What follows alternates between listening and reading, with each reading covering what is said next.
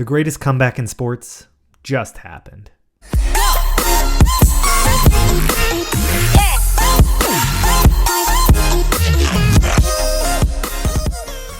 What's going on, everybody? Welcome back to another episode of Knock Stiff Golf. I'm Kyle. I'm just a fellow golf addict that happens to live in Anchorage, Alaska. When I'm not out on the course playing golf, you're going to find me right here talking about it. If you haven't already, please follow below, click the subscribe button for new videos that are coming out every Tuesday and Friday. So as we can tell, the Masters is over for another year. But what we got out of it was maybe the greatest thing that's happened in golf, in my opinion. Tiger did it. He won another green jacket after an 11-year hiatus of major wins. He did it at Augusta in a way that Tiger does best. Not a lot of people thought he could do it, though. Return his previous form. No. Do you think he stands a chance of being the Tiger Woods we once knew? No. No. Here's what's going to happen.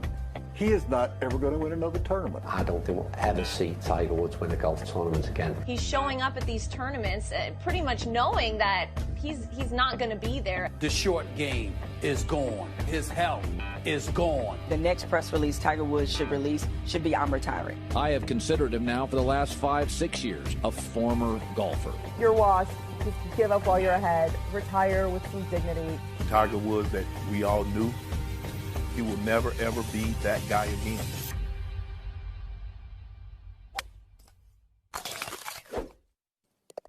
So let's talk about the winners now that the Masters is over.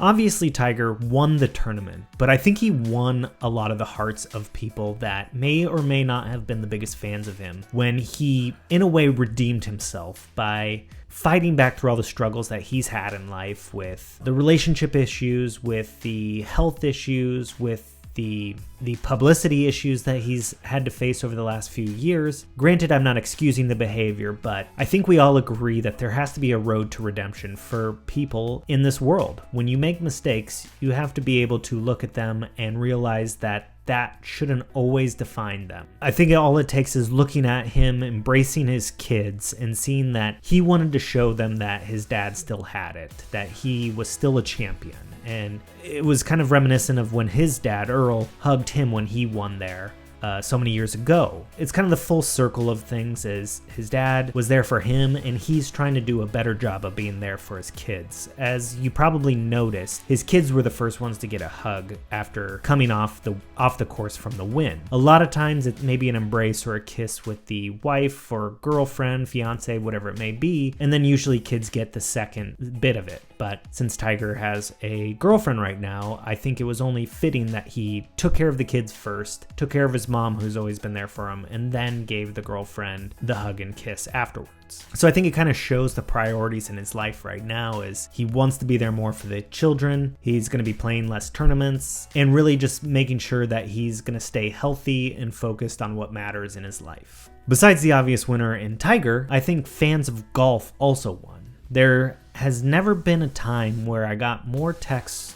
or messages or anything regarding a major. Usually a lot of my close golf friends are talking about it together and we're all watching it together, but this was different. This was a good majority of people that aren't even golfers getting to see history take place. I got to watch it with my wife and my stepson, and we were sitting there watching the final round. It came on early in Alaska. I was up at 5 a.m. just to watch the entire thing because I just felt like it was going to be special. And I got to explain a lot of it to them and just help them realize the magnitude of the occasion. And when it came down to Tiger sinking that putt, I just had that feeling that, you know, this was incredible to me. I can't say I've always been the biggest Tiger fan. I'm certainly not a fanboy by any means, but I think you have to respect what he's done for the game. And just out of being a human, you have to hope for this guy that's taken such a long road back to where he is. And so when he sank that putt, it was hard not to get that feeling in the back of your throat or your eyes kind of getting a little steamy. You know, that moment where he hugged his son, hugged his mom, and his daughter. Those are those powerful moments that I think he's hoping his kids will always remember. And for another winner, we can't help but mention this guy, James Aducci. I think is how you pronounce it. He's a gentleman from Wisconsin. Sounds like he's a day trader from the information that I've briefly read. Flew from Wisconsin down to Vegas, placed $85,000 bet on 14-1 odds that Tiger was going to win the Masters. Sure enough, Tiger wins it. This guy walks away with over $1.2 million from this win. Now, the story I'm a little confused about because there's some details that have come out, and of course, I've put my foot in my mouth before with kind of talking about stories before all the details come out, but it sounds like they're really focusing on that he has a mortgage, he has college loans, he has car debt, and he's in debt in other ways. Yet he was able to scrounge up $85,000 that he said he could lose, which, I don't know. I'm not here to tell people how to use their money, but that seems rare. And so he went and placed that whole bet on Tiger Woods because it sounded like him and his dad had this bond in golf, and he really just had this feeling that he knew Tiger was going to win. So went down there and placed the bet. Sure enough, he walks away with the $1.2 million. A lot of the gambling websites actually took a big hit yesterday because they offered such good odds on Tiger. Some of the sites were actually giving you special deals to bet on Tiger winning, where they would give you 10-1 odds or 14-1 odds, which were incredibly good, and a lot of people love to bet on Tiger. So they took a hit yesterday. Granted, they've got some of my money, so I don't feel too bad for them. So that brings us to what's next for Tiger. Tiger now has his 15 majors, still chasing Jack Nicklaus with 18. So the big talk of the street is that he is going to sweep the majors and tie up Jack Nicklaus, which I think is very eager.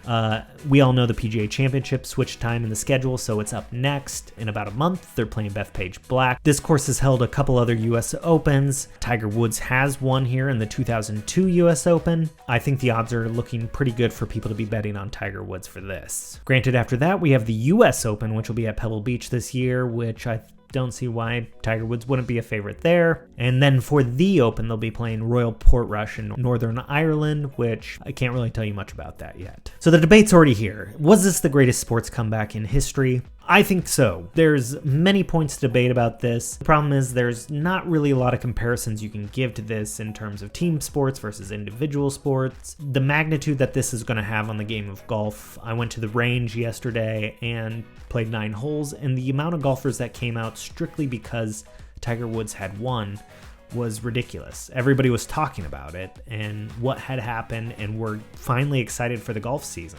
The amount of kids that probably watched that and felt that same spark that I felt so many years ago when Tiger chipped in against Chris DeMarco on 16 at Augusta was the feeling that a lot of the little kids are feeling now that want to get out and start practicing, and they want to be like Tiger and they want to play. So I can't help but think that this is going to maybe reignite golf in a lot of people's eyes. So I'd be curious, what is your thoughts? Do you think this maybe is the best Masters that has ever taken place? I know people are already comparing it to the 86 Jack Nicklaus win with that final round that he played. Give me the reasons why it is, why it's not. I'd really be curious to hear your feedback on that. Right now I'm trying to look back and think about the round, rewatch it again, and make sure that is the best Masters I've ever seen, because it was something incredible to me. If you go back and watch my Masters preview video, you'll see that, somebody guessed it right. It wasn't me, but somebody predicted who was going to win. Thanks for tuning in. Like, comment, and tell me down below how this major might have changed golf for you. As always, guys,